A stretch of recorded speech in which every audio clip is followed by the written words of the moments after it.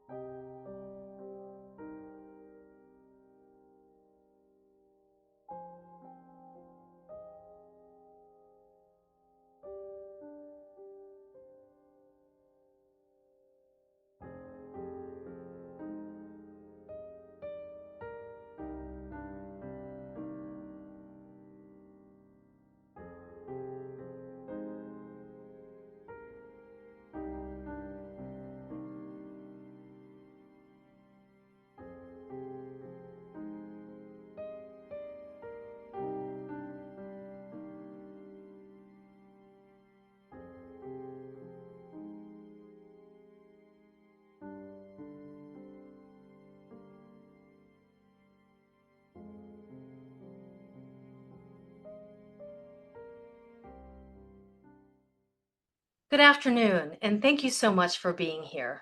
I'm Jem Pollitt-Hill, and I serve as the Executive Director of the Maryland Network Against Domestic Violence. And on behalf of our board and staff, I want to welcome you to this annual memorial service. The network is the federally recognized domestic violence coalition working to end intimate partner violence across Maryland. For more than 4 decades, our role has been to support local programs, strengthen systems, and advocate for responses that center survivor safety, dignity, and autonomy. This work takes many forms. Sometimes it's training, policy advocacy. It could be prevention and systems change. But at its core, it's about people and the conditions that shape their safety and their lives. This memorial service has been held for decades because intimate partner violence takes lives. When people are killed by a current or former partner, that violence does not exist in isolation. It impacts families, children, workplaces, neighborhoods, and really the entire community. This service exists to publicly acknowledge those deaths and to name intimate partner violence for what it is: a pattern of power and control that can escalate into lethal harm. Today is not about softening that truth. It is about naming violence clearly, holding its impact honestly, and recognizing the lives lost as a result. It is also about accountability to the communities and systems that must do more to prevent future violence. We know that people come into this space carrying different experiences. Some of you may be grieving the loss of a loved one. Some of you are survivors of intimate partner violence yourself. Some of you may work within systems that respond to violence every day. And many of you carry more than one of these realities at once. All of that belongs here today. This service is one moment within a broader ongoing effort across Maryland to confront intimate partner violence directly and collectively. It is a space to acknowledge loss without turning away from it, to sit with discomfort rather than avoid it, and to recognize that naming violence is a necessary step towards preventing it. As we move through this gathering, we invite you to remain present in whatever way feels right for you. The moments ahead carry weight. Thank you. Thank you for being here, for showing up with care, and for honoring this space with your attention and presence. We will now turn to a presentation on intimate partner violence homicide data in Maryland, presented by our board president, Tanya Araya. Now, this section of our service will take some time, and it may feel heavy, but the data helps us understand patterns, risk, and the broader context of the lives that we are remembering tonight. That's why it's so important. Tanya, I pass it to you. Good afternoon. My name is Tanya Araya, and I serve as the board president of the Maryland Network Against Domestic Violence. I'm honored to be here with you tonight, alongside survivors, family members, advocates, and community members, as we gather to remember the lives lost to intimate partner violence and to hold space for grief, reflection, and collective responsibility. Intimate partner violence is not only a crisis in Maryland, it's a national public health issue. Tonight is one of the few moments when we publicly share what we know about intimate partner violence-related homicides in Maryland. For many people in this room and across our state, this may be the first and perhaps the only opportunity to understand the scope of this violence in 2025. We share this information not to overwhelm, but to ensure that these lives are counted, that patterns are named, and that silence does not take the place of truth. In 2025, at least 47 individual deaths in Maryland were directly tied to intimate partner violence-related homicides. This represents an increase from 41 deaths in 2024, a nearly 15% rise in lives lost in just 1 year. Within these 47 deaths, 35 people were intimate partner victims, 1 person was a bystander, and 11 were perpetrators who also lost their lives. There were 37 intimate partner violence homicide cases in total. Some cases resulted in multiple deaths, such as murder-suicides, which is why the number of individual deaths is higher than the number of cases. It is also important to acknowledge what this information does not capture. Some deaths occurring in the context of intimate partner violence are not initially investigated or classified as domestic violence. In other cases, relationships may not be publicly documented. Legal determinations may still be pending, and some deaths remain unresolved. There are also individuals who are still missing, whose absence continues to leave families searching for answers. These deaths occurred across Maryland in both urban and suburban communities and in a range of settings. In 2025, 89% of these cases occurred in areas that the U.S. Census Bureau defines as urban, 8% in rural areas, and one case could not be classified. This reflects where people live and interact and underscores that intimate partner violence is present across the state, regardless of community type. When we examine how people are killed, a consistent pattern remains. In 2025, nearly 64% of homicide deaths connected to IPV involved a firearm, making guns the most common and most lethal method used. This proportion is essentially unchanged from 2024, reinforcing the central role firearms continue to play in fatal intimate partner violence. Other deaths involved stabbing, blunt force trauma, and strangulation. Another significant pattern is the continued presence of suicide. In 2025, 32% of intimate partner violence homicides involved a suicide or attempted suicide by the perpetrator, including murder-suicide and double murder-suicide incidences. These cases reflect escalating violence that results in multiple lives lost within a single event. Age trends closely mirror prior years as well. The most common age range among those killed was 26 to 45 years old. While most victims were adults, children continue to be impacted. In 2025, a child was killed, reminding us that intimate partner violence places entire households at risk. The data also confirms that intimate partner violence homicides remain overwhelmingly gendered. In 2025, more than 86% of intimate partner victims were women, consistent with long-standing trends. At the same time, there was an increase in the number of men killed by intimate partners, reminding us that while women are most often the victims of fatal intimate partner violence, men are also harmed and killed. Race data further highlights persistent disparities. In 2025, 40% of intimate partner victims were Black women, an increase from nearly 30% in 2024. Just under 29% were white women, just under 11% were Hispanic women, and a smaller portion of cases remained undocumented by race.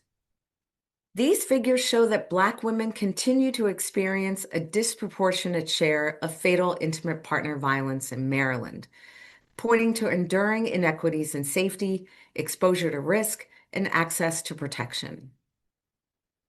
Most intimate partner victims were killed by husbands, boyfriends, fiancés, or former partners. The one bystander death in 2025 was a child killed by her father, who also killed her mother. A devastating reminder that intimate partner violence often extends beyond the intended victim. Leaving or attempting to leave a relationship remains one of the most dangerous times for survivors.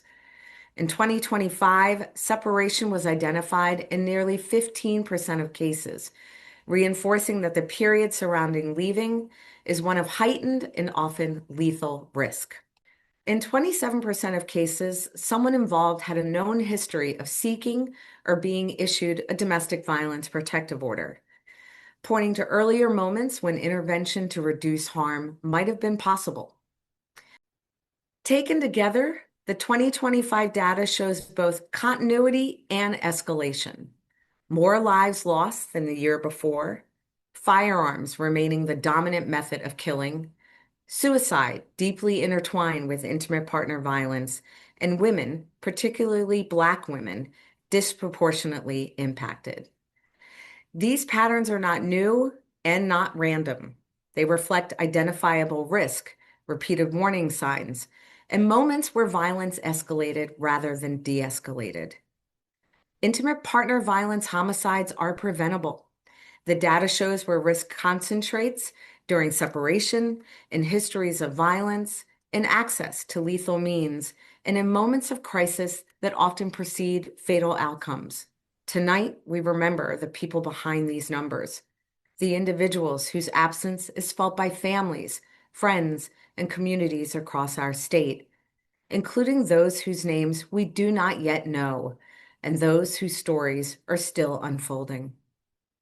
Because this information may be the only public accounting of these deaths for some time, we share it with care, intention, and responsibility. As we move into the reading of names of those we've lost to intimate partner violence, I invite each of you to hold compassion for the lives we are honoring, for the families who carry their memory, and for ourselves. May this moment be one of remembrance, dignity, and shared commitment to a future where safety is possible for everyone. This concludes the data portion of this service. We will now move on to reading the names of those we have lost to intimate partner violence.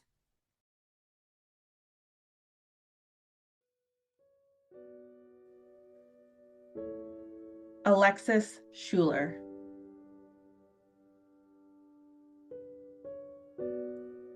Andrea Guela,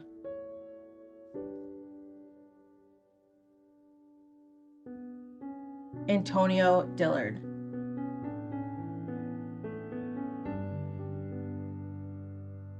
Beverly Fletcher,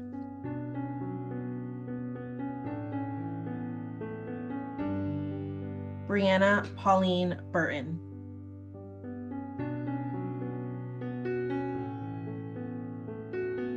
Chantal Sharif,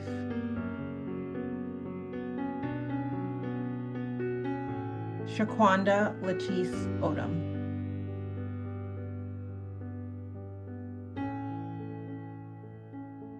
Damian Ward, David Shawless,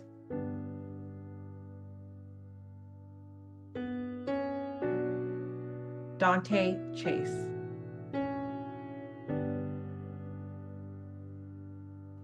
Edna Renee Lyles,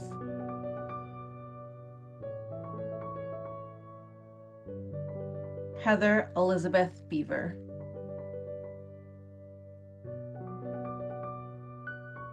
James McCruder III,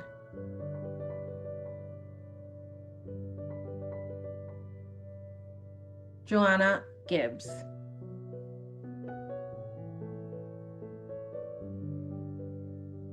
Julia Ann Money,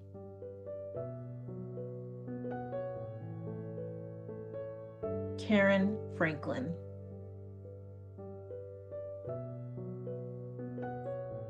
Kate Simone Fralin, Kimana Sharif,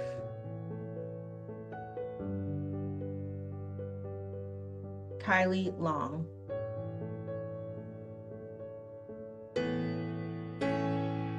Linnea Donaldson,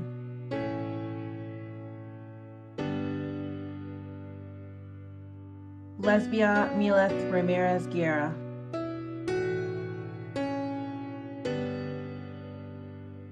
Lillian Williams,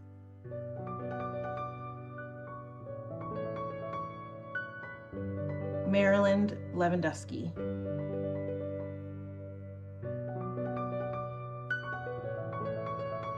Maritza Freeman Soto,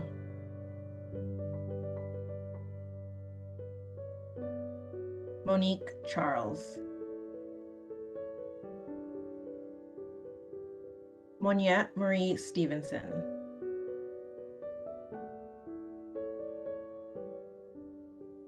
Neri Morano Gattini,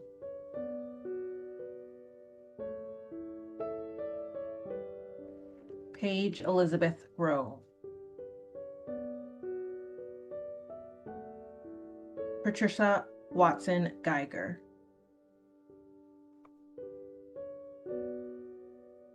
Sarah Bundy,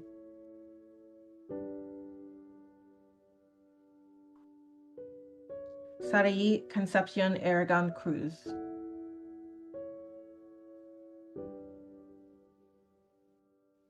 Shakira Cooper, Shannon Michelle Bushner, Sharita Christwell,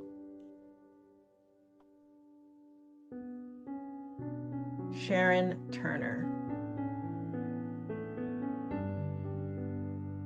Shalea Broadwater,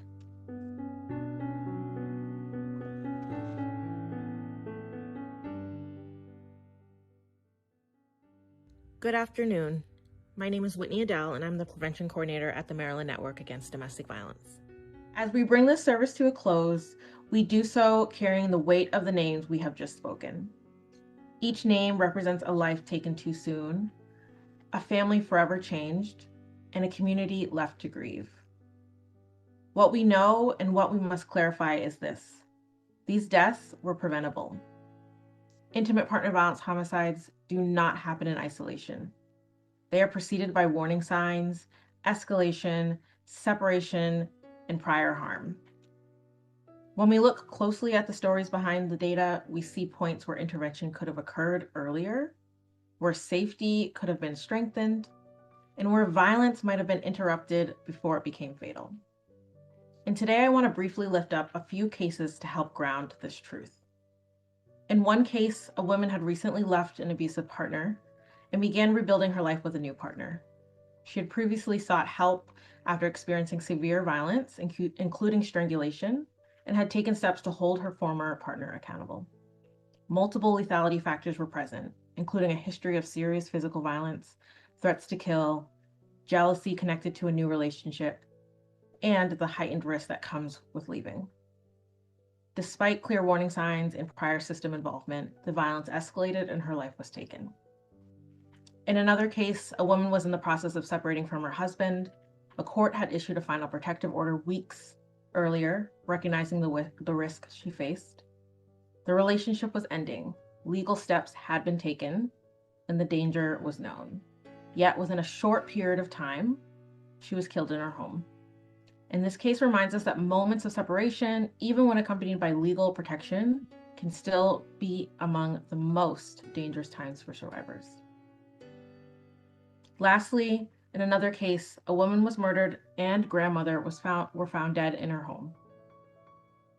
Her husband was later arrested, and in the days following her death, family members shared that there were no signs of domestic violence. This case reminds us that intimate partner violence is not always visible to others, and that the absence of reported abuse does not mean the absence of harm. In some cases, the first documented experience of physical violence is the homicide itself, reminding us that intimate partner violence can remain hidden until it becomes fatal. These cases call us to look closer, to take concerns seriously even when warning signs are subtle, and to recognize that lethal violence can emerge even when it was not previously known or named. These stories are not shared to single out individuals or systems in isolation. They are shared to remind us that behind every statistic is a person, and behind every death is a series of moments where something different could have happened. They also challenge us to expand how we define responsibility. Responsibility is not only held by courts, advocates, or services. It lives in our communities, our workplaces, families, and our relationships. It lives in how seriously we take fear, and whether we believe survivors the first time, and whether we treat warning signs as urgent rather than familiar. Today, we must also name what remains true year after year. Black women continue to be disproportionately impacted by intimate partner violence homicides. Too often, their experiences are met with delayed response, disbelief, or silence long before violence turns lethal. We also hold space for families still searching for answers, for loved ones who are missing, whose cases remain unresolved, or whose names are not yet fully known. Their absence is not a footnote, it is a part of this story as well. Remembering is not passive. To remember is to refuse normalization, to refuse the idea that these deaths are inevitable or that nothing could have been done. It is to insist that safety is not a privilege and that prevention is not optional. As we leave this space, may we carry more than grief. May we carry responsibility to listen when survivors say they're afraid, to act when risk is visible, and to intervene before violence escalates. May we commit to prevention not as a reaction, but as a daily practice in policy, in systems, and how we show up for one another. Today, we honor the lives we have lost. We stand with their families and loved ones, and we recommit ourselves to a future where fewer names are spoken, fewer families are grieving, and fewer lives are cut short by violence that could have been prevented. This concludes our service. We are so grateful to each and every one of you for being here, for honoring these lives with us. Thank you and take care.